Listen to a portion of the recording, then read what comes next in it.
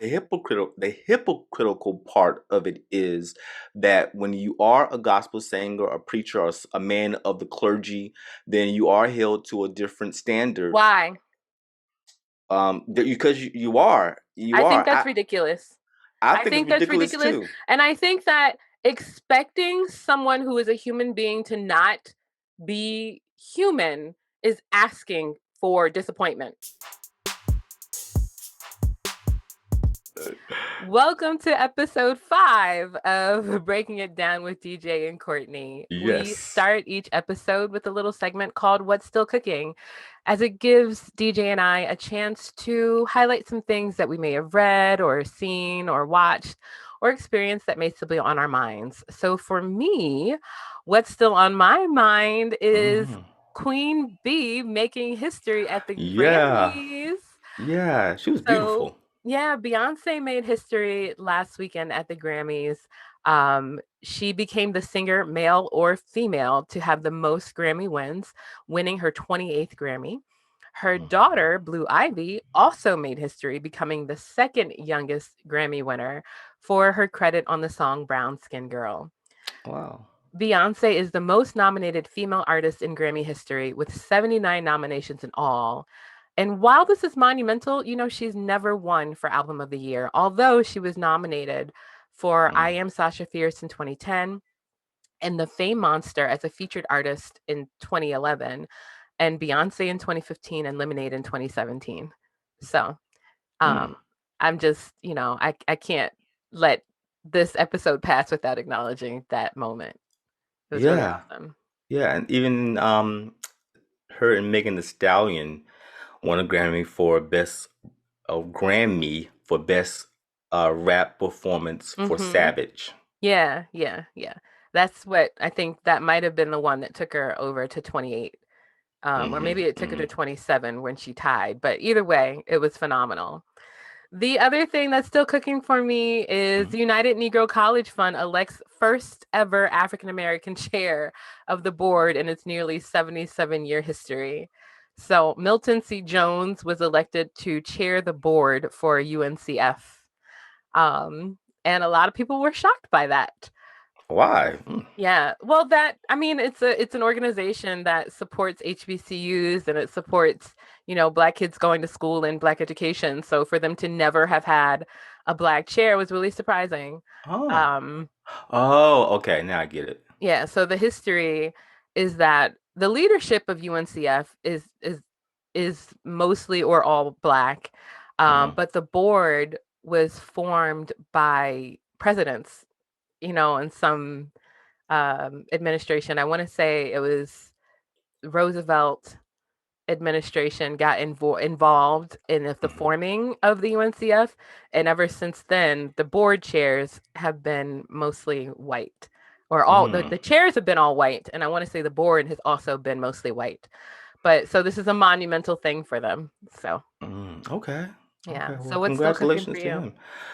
What's still cooking for me is this week they announced the 2021 Oscar nominations. Mm-hmm. And I'll name a few of the nominations. Of course, Chadwick Boseman was nominated for Best Actor in a Lead Role for his work in Ma Rainey's Black Bottom. Mm-hmm. So was Viola Davis, nominated for Best Actress in a Leading Role Awesome. for Ma Rainey as well.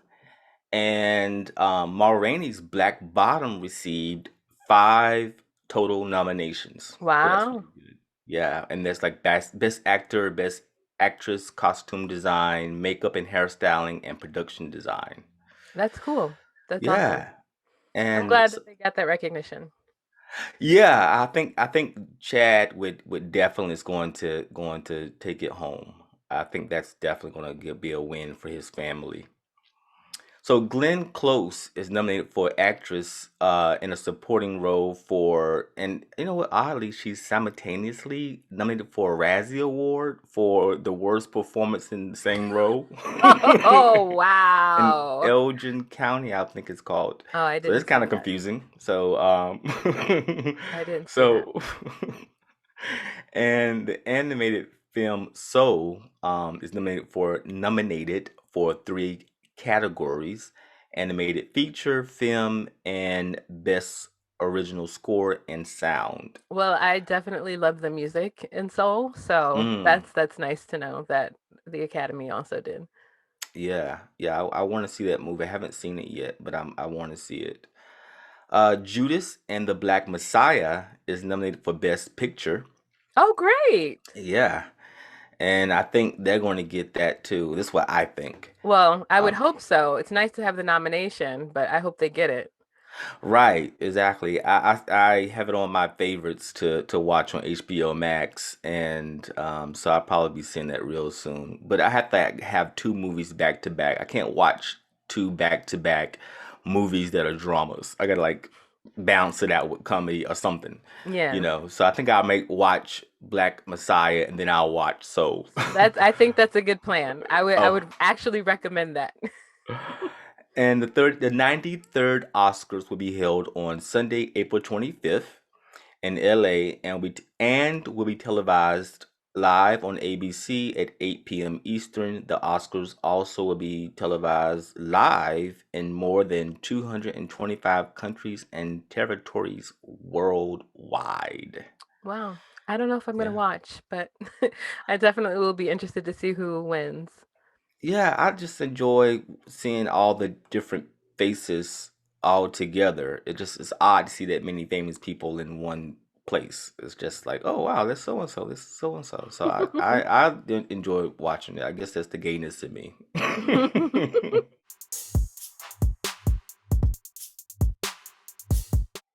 All right, so let's get into our first segment.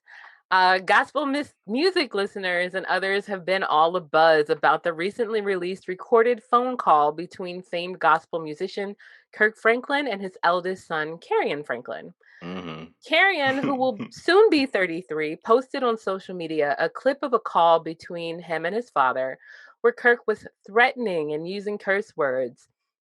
The clip is short and only shows what Kirk said, not the whole conversation, and there is no context given. Additionally, Carrion recorded and posted the clip of the conversation without Kirk knowing. Carrion's post included a long quote where he says, "I don't ever think I'll trust my father to be alone around him ever again." Hmm. That's Shortly sad. after, Kirk recorded a message of apology to his fans. And Kirk was recently on the Tamron Hall show and talked about the incident, saying that they have had a toxic relationship for a long time. So, this Hmm. incident has brought up quite a bit for discussion, but let's start with who do you think was right in this situation, if anyone?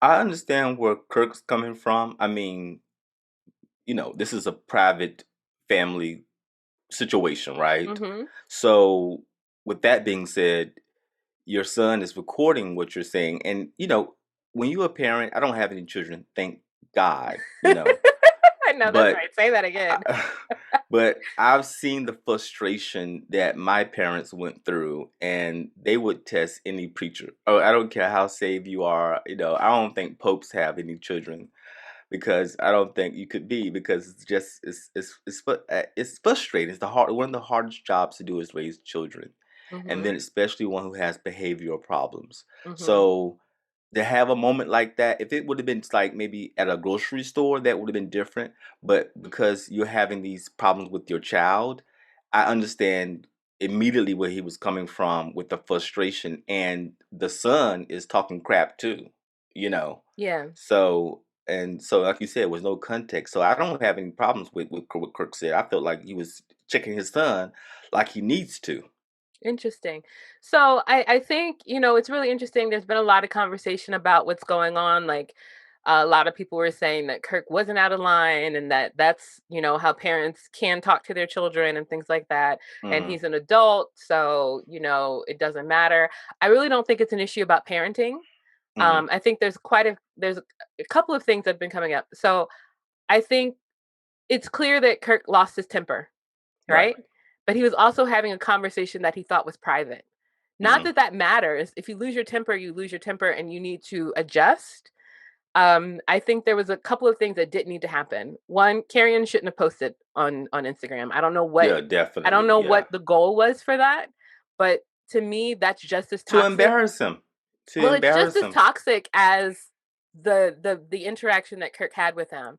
Mhm. Second, they clearly have a toxic relationship, but I don't think it's okay for anyone to talk to anyone like that. Like Yeah. Yeah, I I've agree with lost my that. temper and then, I do what I have to do to regain composure. So I Mhm. don't say words that I'm not comfortable having come back to me, you Mhm. know? So I Yeah. think that Yeah. I don't think it is about parenting. And I know on Tamron Hall's show, Kirk did talk about parenting in a certain way, like he expects a certain level of respect Right. and all of that. And I can agree. I mean, I respect my parents. I think that parents deserve respect, but Do you I think also he deserve talks to respect. do you think he talks to him like that? Like, the question, I mean, all we have is this little snippet, right? Hmm. But is that the when he gets frustrated and angry, is that the typical approach that's used? That's the only question that I had. I think what may have happened if we were to rewind and like hear the whole conversation, Mhm. I think what may have happened is that Kerrion said something that set Kirk off. Mhm. And when Kirk gets upset, he shows up the way he showed on this phone call. And that is Okay. why Kerrion recorded it, because it was something he experienced before. But I also think that Kerrion knew what buttons to push. In toxic Mhm. relationships, that's what happens. You Yeah. know how to get the other person upset, Riled up. and you Mhm. do that, right? Right, right. And it's like he's had a reputation of that because they are been the mother and Kirk. The mother is named Sean Ewing.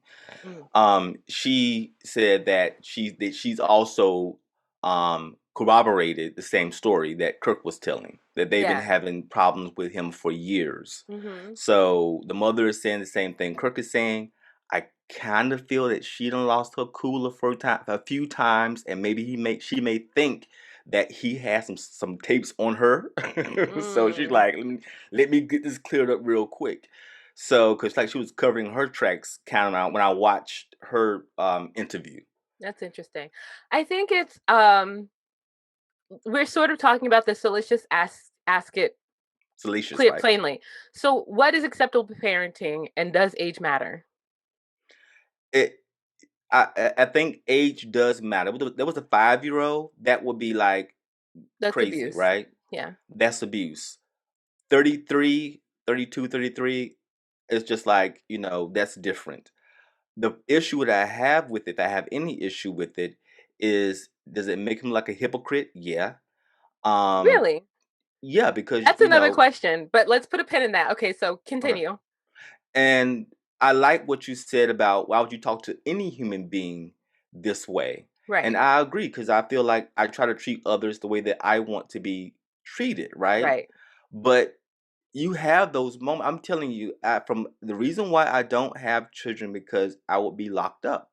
Mm. Because I don't have that kind of patience. I just know I Mm. don't. Now, if I suddenly arrive with children, I'm going to rearrange my whole life to Right. accommodate that. Right. But I can't say that you're not going to get smacked in the mouth if you commit. I don't care how old you are. And even with my Mm. parents, I don't cross the line. I mean, I'm Wow. 42 and I still do not cross the line. Wow. So, Well, I think one thing. So I don't think abuse of any kind is appropriate with parenting. Like, I'm not going to mhm, say that I don't have children. I don't want to raise children. mhm, I am not called to be a mother. mhm, So mhm, I can't say what other parents should do and how they parent. I think parents are doing a noble job by choosing to be a parent. mhm, mhm, But I do think that when we verbally and physically abuse children, it mhm. harms them. And those that have experienced abuse don't know how much they've been harmed. When they say, "Well, I went through that and I'm okay," Right, I think they don't know how they've been right. harmed. And every child is not the same. So there are invisible wounds that we incur in life, Mhm, and a lot of them come from our parents. So that's one thing. And then the other thing is, I don't really think, and so with that, that means it doesn't matter how old the child is. There's mhm, certain things that aren't acceptable. Um, and I think that Kirk lost his temper, which is mhm. understandable. He's human. So Right. people lose their temper. But also, I think that there is some responsibility on Kerrion because he stayed on the conversation. Mm-hmm. Like, you are an adult now. You have the ability to recognize that this is a toxic relationship. So you Right. don't engage in certain ways. If you know it's that toxic, then you engage in ways that you have like a mediator, or you guys have made an agreement that you Yeah, they want to work definitely on need a the mediator. He's relationship. like, I'll break your neck. Right. So it's I'll just break. like, I was just it's like, like okay, wow. if you know that the lion is in the gate, why are you going in the gate? Like, I Yeah. understand it's hard. It's really hard. So I'm not Uh, placing blame on anyone, but it's hmm. really hard if there's someone that you love who you're not able to be in a loving relationship with. But you have Right. to recognize that and then walk away, not make more of a mess Right. by Saying like, because he was saying to Kirk, I dare you. I dare you. I dare you. Exactly. Exactly. And That's shut the not F healthy up. either. I'm just like, why? I would never tell my father to shut the F up. Mhm. Ever. Mhm. But one thing I can say, my mother, when she gave her life to the Lord, she when I was like maybe 5 or 6, she immediately stopped cursing. So That's one interesting. thing, You're getting to the question that you put a pin in, that we put a pin in, that I want to get to. So okay, go ahead. Well, the question is, does Kirk or anyone working in religion or gospel music have a standard of respectability? Do we hold them to a different standard, and is that mm, fair, and why? So go ahead, talk hmm. to us about your mom. So when she gave her life to the Lord, Mhm. she stopped cursing, and she was a foul mouthed woman. Okay, she would Mhm. cuss you out. And when she got saved, she stopped cursing. She just like stopped completely. Okay. And one of the things that I'm so grateful for is that I was raised in a household where I did not have to listen to that kind of uh nonsense, right? So I'm grateful for that. So that's my piece on just having somebody who doesn't use profanity at all. Yeah, I'm appreciative of it. Um Yeah, so that's my piece on that. Now Interesting. the hypocritical part of it is that when you are a gospel singer, a preacher, or a man of the clergy, then you are held to a different standard. Why? Because you I are. think that's ridiculous. I I think it's think that's ridiculous ridiculous. too. And I think that expecting someone who is a human being to not be human is asking for disappointment. That's just unrealistic. Hmm. Yeah, I agree. I mean, I understand that there are people out there that are going to say I'm not buying another Kirk Franklin CD ever again But that's so ridiculous because. because, he was having a private conversation. We don't say, if a doctor loses her temper and she's at Hmm. home with her family, we don't say, she can't practice medicine anymore. I don't trust her because she uses profanity. I get that it's a little different with someone with religion, but I think that's the problem with religion, that dogma of people need to be a certain way. Like, We live in that's a cancel culture, I'm not and touching that conversation. uh, we'll get to it But I momentarily. don't think Okay. someone's vocation makes them superhuman, So it's like, I love profanity. I do. I think there are Mm, certain ways to express yourself that require profanity. Now, I'm not someone to curse someone out. I'm not violent. So I don't use profanity in violent ways against other people. I do also recognize the power of the word. hmm. So when I use profanity, I use it in a way that I think is poetic, right? It's not to Hmm. cause harm. So there's a difference in that way. But I also don't think that because someone uses profanity that they don't have a heart of gold.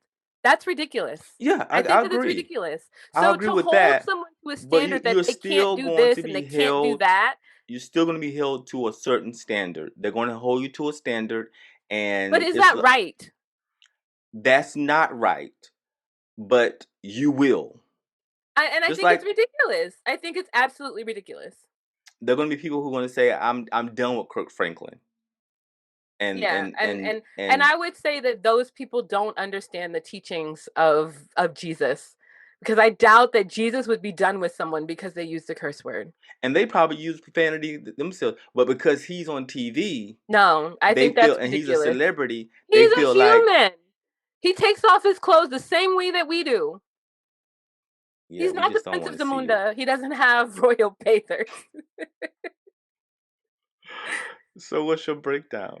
My breakdown is that um I pray that the two of them get the healing that they need because they clearly have some hurt that's wrapped up in this relationship, Yeah. but that they're both And adults. maybe some mental illness.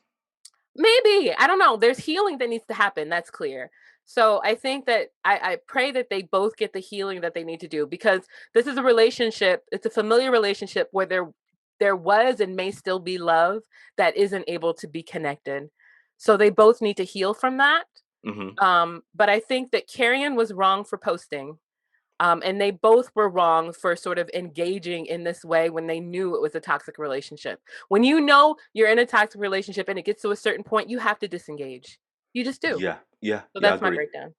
I agree. Yeah. Yep. So I feel the same about disengaging. But I will look at Kirk Franklin with a side eye every time that I see him. Yeah, I always have, but I would do more now than ever because I'm like, is he like that for real? When he gets angry, does the Hulk come out? Oh my Whenever, gosh. you go, you know. Okay, I know that you did your breakdown, and I'm going to say this one last thing really quickly. Okay.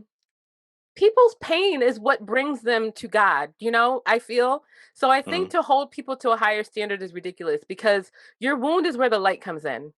Your Mm-hmm. Mm-hmm. pain, your brokenness is what brings you to a place to seek religion and seek that. So of course you're going to be human. You're going to have a human experience. So to expect Right. people who are leaders in this ministry who have dedicated their lives to that to not have those things is stupid, Mm-hmm. in my opinion. Okay. I believe that the church is where the sinners need to be.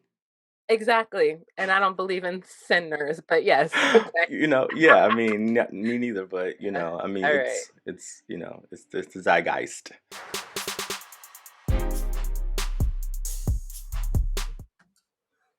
Okay, let's move into the make you laugh segment. So, this week I found this interesting article about a new application for Zoom, since, we're all living in the Zoom universe now, called Zoom Escaper.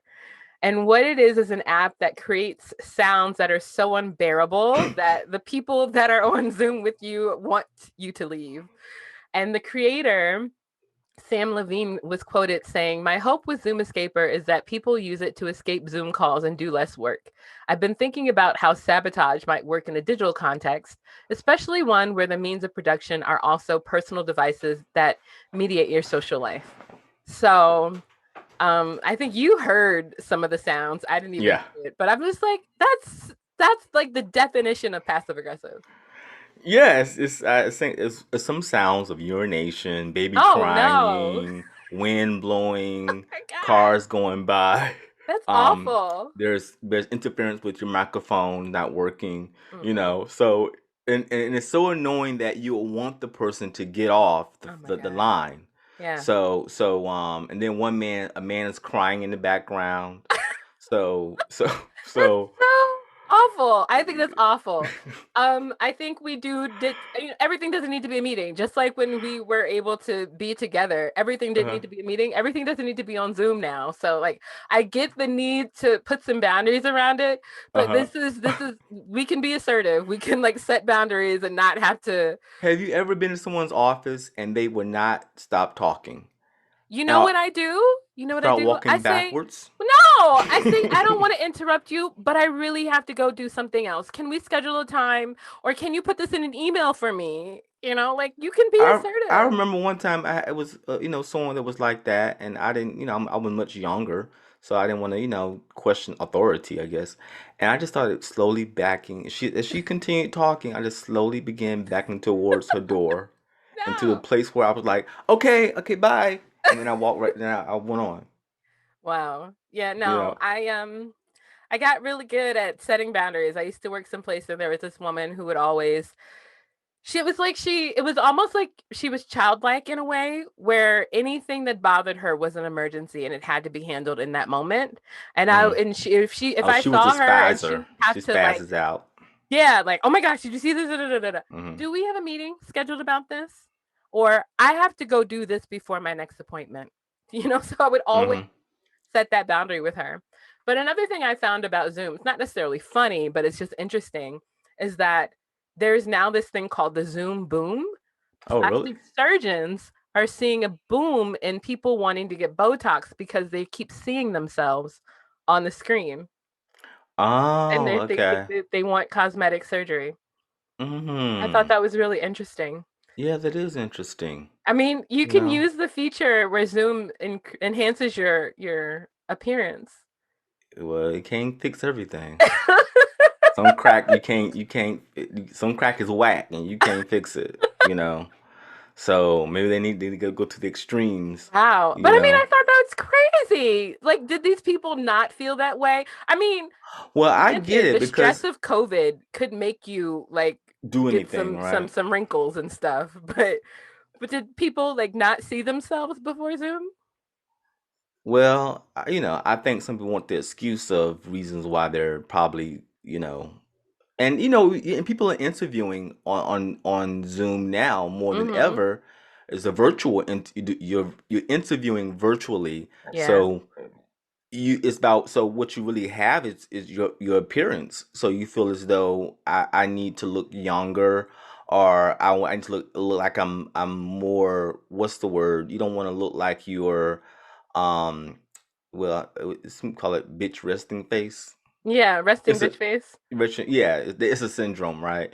Yeah. So so when you have that kind of face, then what you need to do is to go fix it. No, not at all. I think that the expectation with all of these filters on Instagram and even with the Zoom filter of enhancing your appearance, it's making people have unrealistic expectations.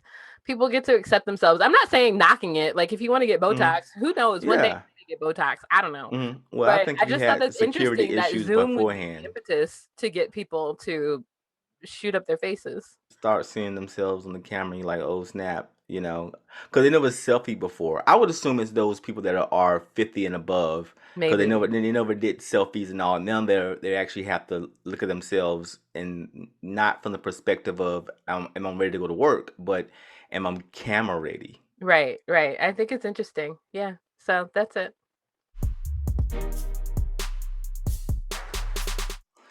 So this is segment two. We're going to discuss Sister Souljah, and you know she's kind of been back in the public eye lately. I don't think Yep. she's really ever left. I think she would say she's never left, but you know Hmm. she's back, and the reason why is because she has a new book. And so the new book is called um Life After Death, a novel, The Coldest Winter Ever, Book Two. So this is a sequel to her 1992, I'm sorry, her 1999 release, Right. The Coldest Winter Ever. Classic. So I she actually has it on Audible, so you can actually listen to it. And Nia Long is actually the person who actually is reading the book. So Mm-hmm. I'm definitely going to buy that and support her because I really dig Sister Souljah. I didn't know. I know that this angry black woman that was on TV in the '90s when I was a kid, and I like, you know, You are not what is she calling so her an angry angry about? black woman.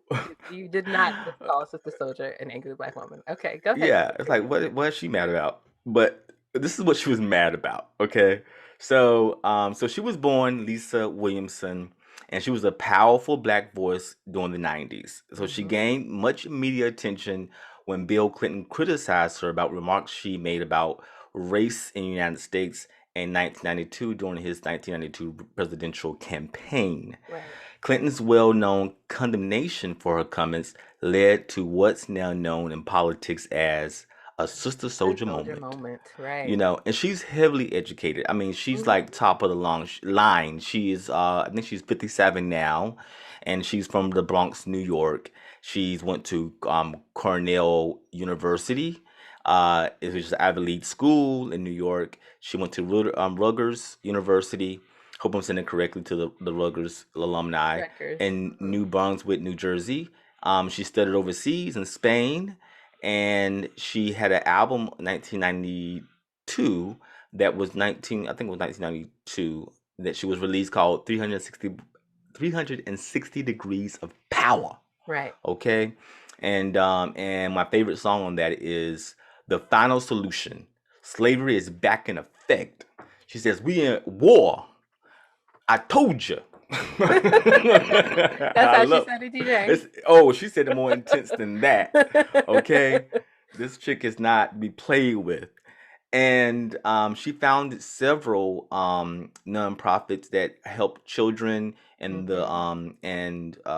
children that are misaligned and disenfranchised in Right. the hood, in her own community, Bronx and Brooklyn. And she also worked with Puff Daddy to or P Diddy now. Is he P. Diddy On now? Is he's he P, back to? he's Diddy now. He's I was Diddy gonna say, I now. was like, I don't Okay. think he's, yeah. I can't Um, keep up though. and with Daddy's House social programs, and she's the author of 5 national bestsellers. She has 7 books. So I want to get into like the history of Sister Souljah. So stick with me here, okay? Because this is really really going somewhere. This is important to All understand the right. history of Sister Souljah. Now, Sister Souljah has been described as militant, Hmm. outspoken, and explosive because she spits fire. Hmm. Okay, when you go back and look at those videos from the '90s, she is spitting straight up knowledge. Right. Okay, She delivered the truth. she spoke forcefully and confidently. Now, a reason why I wanted to talk to her because she has a talk about her because she has the book. Hmm. But for some reason, there are people that are in the media now that kind of reminded me of the confidence and the forcefulness that she had. And she was also on the Breakfast Club a few weeks ago, Yeah. and she seemed to be calmer but still just as compelling as she was in the 90s. But in the 90s, her demeanor was straight up militant, okay? First, let me give you a bit of history lesson. So, at the time when she was signed to Sony, she was an artist and an activist affiliated with Chuck D of Public Enemy. Right. And we can do a whole segment on Public Enemy. At the time, Jesse Jackson was a mentor of hers, and let me get you like a frame of what was going on in that time. And this is around the time that Rodney King verdict was Hmm. passed. That was April 29th, 92. Okay, and black folks are pissed. Hmm. The Los Angeles The nation riots is happened. divided. It wasn't we were divided. Well, we're divided now too. The Los Angeles riots had occurred the day that the verdict was given, April Right. 29th. It lasted for 5 days, the riots of Hmm. LA. They burnt it down, okay? So white folks was pissed about that, Right. okay? And the governor of Arkansas, who was Bill Clinton, he's the governor of Arkansas. He's running along with Jesse Jackson, trying to get he wanted to become president. To do that as a Democratic, you have to win the Democratic nomination. Right. So this is sort of what's going on. So all this is happening around the same time, okay? So Jesse Jackson, who's the founder of the National Rainbow Coalition, he has a conference. He invites Sister Souljah, since she's a protege of his. He invites Bill Clinton, not sure why, because they are both trying to get the Democratic nomination. But he invites both. This is occurring on June 13th, and the whole event is called the Rebuild America and Beyond, or something like that. And so he invites these two people, and so Bill Clinton, who is last. Okay, he's ranking last. He's behind Jesse Jackson. He's behind Perot. He's last, and I'm quite sure him and his helpers or whoever people who will run his campaign are having an oh shit moment. Hmm. Okay, well, Sister Souljah, 5 months before this event, this Rainbow Coalition, she was interviewed by the Washington Post. Okay, and the Washington Post asked her, and we'll get into the riots in a second because we got to talk about the devastation of the riots, because it was like a bunch of people got killed, over 2,000 people were injured, $1 billion worth of damage. So this was a big freaking deal because there was a lot of shit that got burnt down. Okay, so the guy who's interviewing her 5 months before the event, from Washington Post, asked Sister Souljah, he said, but even the people themselves who are perpetrating the violence, the black people, did they think that it was wise? Was it wise to react that way? And Sister Souljah, I quote, said, I mean, if black people kill black people every day, why not have a week and kill white people? You understand what I'm saying? In other words, white people, this government, and that mayor, which is, I think, what was Marion Barron at the time, Marion Barron, I think I'm saying it correctly, were aware of the fact that black people were dying every day in Los Angeles under gang violence. So if you're a gang member and you would normally be killing somebody, why not a white person? Do you think that somebody thinks that white people are better or above dying? Would they kill their own kind? So what this insinuates is that if black folks are killing black folks, so they should also kill white folks, you know. And so this is this so what when Bill Clinton gets to the podium, he chastises not only Sister Souljah, he chastises Jesse Jackson, and he chastises also the whole Rainbow Coalition Right. and said, "How dare you bring this woman to this event? Don't you know that she's racist against white people? She want white people to be murdered." So, so that's what makes this event so crazy. So the papers went crazy, and we Just had a we. quick note that Marion Uh, Barry was not the mayor in Los Angeles. It oh, was okay, he Thomas wasn't. Bradley. Marion Barry is No, the no, mayor no, of no, DC. no. But that's what I meant in Oh, this. okay. Not that's in Washington D.C. But she's talking about Washington D.C. when she says the mayor. Oh, okay, okay. Got it. So that was a quote. So I can't really change the quote, but she was referring to the DC politics. And so he's chastising Jesse Jackson. He's chastising Sister Souljah, the whole Rainbow Coalition, because she's invited there. And if Twitter was back then, it would have been on fire, as Oprah says, right? And so, and so he actually said that she's filled with hatred. That's what he said. He's quoted, and He this aligned her with David Duke.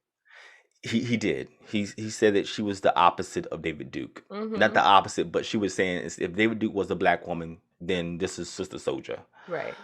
And of course, Sister Souljah didn't outright defend herself. She just kind of like just whatever. But because the media like wanted to know who this woman was, she actually became a pop culture phenomenon overnight just because he mentioned her name. Right. And she was on every Well, he talk did more show. than mention her name. He used her as a political pawn. Exactly. And it worked for him because he went from last, he went to having the first, he became the Democratic nominee, beating Jesse Jackson and Perot, and ultimately became the president of the United States. So it worked.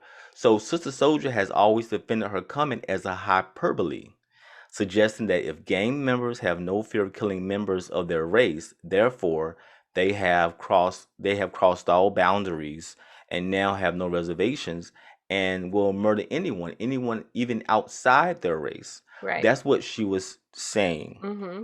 So she also accused Bill Clinton that he brought up a 5-month-old article as a strategic driver to boost his own failing campaign. Right. But tracking polls show that the incident pretty much marks the upturn in Clinton's popularity that quickly took him from third place to first and ultimately becoming the 42nd president.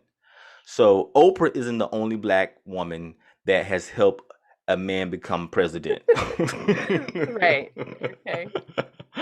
So I just want to give a couple of quotes before we break it down. But one of the quotes that I thought was so powerful that she said was powerful. Her definition of powerful. Powerful is when you can deliver resources, services, and substance to your people and not compromise. I like that Mm-hmm. quote. Now, this quote here is, it's not my favorite, but it's definitely going to get people in the gut. You got that knife and you just want to stab somebody in the gut. This is what this quote does. She's my definition is because someone asked her, are there any good white people? That's what someone asked her. That's a loaded Um, question to begin with. yeah, well, she gonna give you a good answer. Okay, she gonna give you an answer, and to me, I want to be clear. I have had great white people in my life, thank God, and I have not. I've been fortunate not to have experienced a lot of the abuses and racism that occurs, that many black people have been victim to. So I'm very lucky to have that.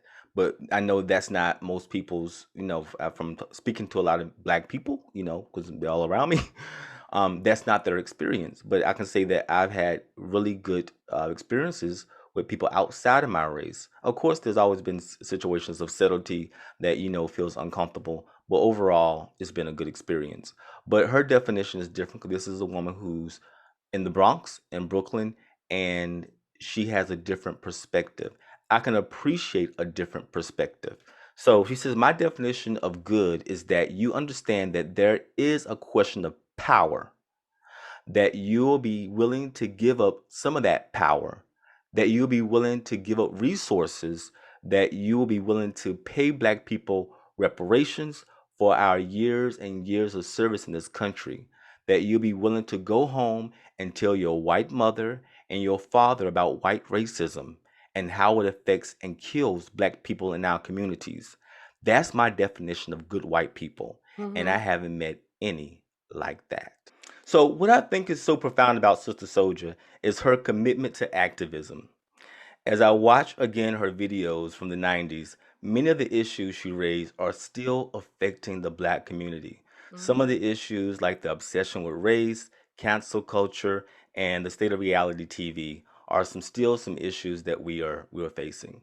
Yeah. So earlier you defined Sister Souljah as being militant. What do you mean? I think that some people would think that she's militant because she speaks with such authority and so commanding and she's so confident and she's saying a lot of things that a lot of black people don't say publicly. And I think that some people, like white people, may especially, well, they did find her offensive back in the 90s. Mm-hmm. So they did classify her as militant and she went along with it. She said, "No, you're going to classify me militant, then I'm militant." Yeah. So it's about her delivery that you think is Yeah. militant. Well, her delivery is savage. Really I think, interesting. yeah, I think she's I I look into her 90s videos and just think with awe about having have a voice and being able to deliver it with such ease and Right. being So very, do you think that if she was a male that they would call her militant as well, or is it because oh she's yeah, female? definitely they would have called her militant. She may even be dead right now if it was a male. Interesting. All right. Well, you said that her delivery was savage. Do you think that Mhm. Megan the Stallion could be considered on the same level as Sister Soldier when she speaks about how No, black women are treated and disrespected? no, Why not? because I don't see Megan Thee Stallion involved in activism. Well, she So did have that piece in the New York Times when she's talking about protect black women. yeah, well, I don't really classify that necessarily as activism in terms of building foundations for children and for the miseducation of our teenagers. I don't really classify that to be the same thing. Well, she So, may not be there yet, but she also thinks that the education system needs to be changed. And she even talks about in the article how mm, if she had known certain women in power in a certain way, that would have impacted her. So, mm. do you think it's just so you're saying that Megan the Stallion and Sister Soldier are not on the same level because of the work? You don't see Megan has done the work like Sister Soldier has. Yeah, I think Megan Thee Stallion is smart. She's a Mm-hmm. smart girl, but Woman. yeah, woman. But I think that she has not arrived to the level that I see. And you remember the time was very different in the 90s than it is now in terms Mm-hmm. of, we still have a lot of issues going on, but it was way more thick then than it is now in terms of hearing a black woman on TV because there was no one on TV like her. She was Right. the only one. But Right. now you have others out here also Yeah. talking. We've got So, Alicia Garza, Kimberly Jones, Tarana mhm, Burke, Brittany Packnett Cunningham, mhm. Auntie Maxine Walters. Well, she was even back then. She was actually Maxine Waters was actually at that Rainbow Coalition that night. Mm. But so it just that she stood out because there was no one else like her, and it must have been terrifying to a certain level. Why I think she was so militant because she had to be strong to be able to go out there and speak the truth. Yeah, yeah. All right. Well, what's your breakdown? My breakdown is I'm so glad that I got a chance to go back and people have loaded these videos onto YouTube so I can go back and relive those messages.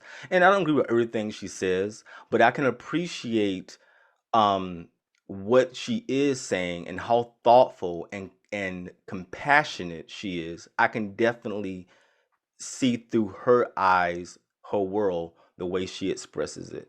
Interesting. Yeah, I would say that I think that she is still relevant. I think that her message back then rings true now.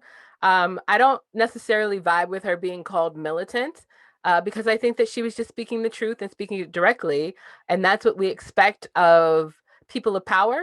And I don't necessarily, I mean, it's just a thing that I feel like maligns her, especially because Bill Clinton used her as a Mhm. way. And I think Bill Clinton took that quote out of context. Oh, So, definitely, yeah. I'm excited to read the new book because I loved The Coldest Winter Ever. And I think that I hope that her political career will be resurged in a way where people who didn't experience it then go back and do what you did and listen to it. Yeah. Yeah, Yeah. hopefully that happens. This is our Inspire segment, and I found this article about Goldman Sachs. They plan to invest 10 billion over 10 years to support Black women. Oh, wow. And yeah, and so I'm really like I was kind of shocked by that because I just saw 10. I said I'm looking at it right 10 billion. But they said on Wednesday they'll invest 10 billion in an initiative to support black women over the next 10 years, focusing on areas including healthcare, uh, uh, job creation, education, and they're calling it the 1 Million Black Women Initiative. And they're also going to give an additional $100 million over the next decade for philanthropic ventures focusing on African American women. Oh, that's awesome. Yeah. Okay, Goldman Sachs. I Yeah, I'm wonder if really they've got really 20 impressed. billion. Yeah, can I get a couple of those billions, please? And I want to say congratulations to Deb Haaland, who's the first African American cabinet secretary. Oh, wow. And Yeah. yeah, and she's actually the secretary. Well, she was actually uh what you call it, sworn in this earlier this month. Mm-hmm. And Department of Interior is where she will be the secretary.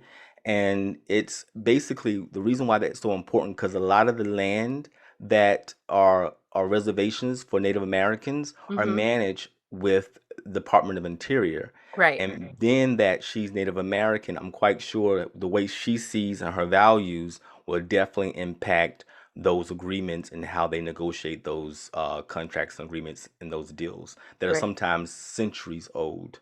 Yeah. Well, that is inspiring. So that's Yeah. great. Okay. Well, that's our episode because you don't have any announcements, do you? No, I don't have any Yeah, announcements. me either. Just the usual that you can find us on socials. Find us on Facebook at Breaking It Down Podcast, and Instagram at Breaking It Down Show. Hmm. You can email us at breakingitdownshow@gmail.com. Great. Thank you all so much for listening. Please interact with us on socials and give us some feedback. And if you are on Apple Podcasts, leave us a review. Right. Bye. Thank you for viewing. Please hit the subscribe button and thumbs up this video. Don't forget to hit the notification bell so you don't miss an episode. Thanks for watching.